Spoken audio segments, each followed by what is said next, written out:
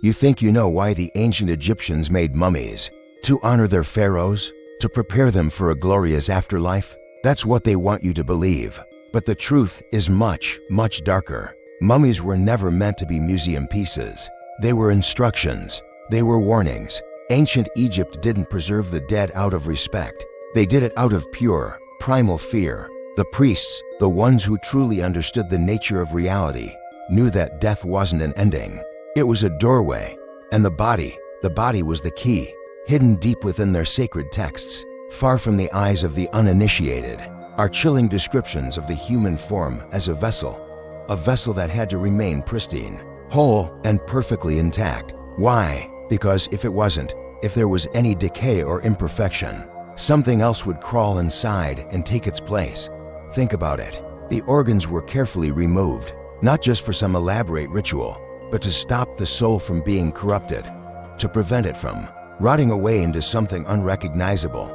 But one organ was always left behind: the heart. They believed the heart was the anchor. It was the final defense, the last bastion against the body returning wrong. And the famous Book of the Dead, it wasn't a friendly travel guide to the heavens. It was a combat manual. It was a book of spells, of powerful incantations designed to shield the departed soul from the horrifying entities that lurked in the duat. The duat wasn't just an underworld. It was a shadow realm, a terrifying space between our world and the next, teeming with things that hunger. This is why we find so many strange burials. Some mummies were discovered with their mouths sealed shut, stitched with gold thread.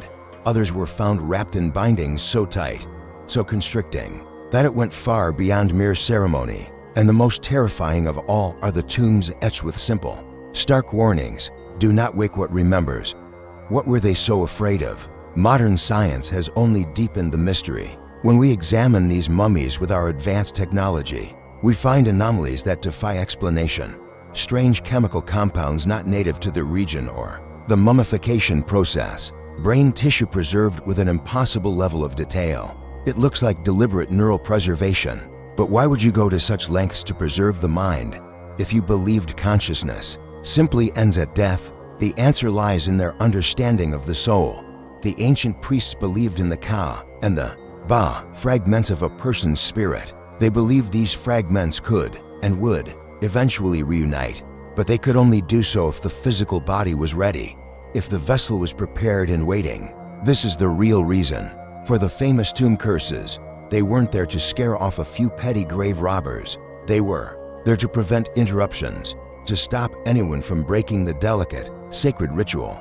Because if that ritual was broken, if the process was disturbed, the return would not be human. What came back would be something else entirely, wearing a human form like a mask. The mummies you see behind glass were not sleeping kings or queens. They were containment vessels, biological prisons, designed to hold something back. And the scariest part of all, some of them were never meant to stay sealed forever. The countdown has been running for millennia, and we might just be here to see it end. Thanks for watching. If you want to explore more hidden histories, don't forget to subscribe.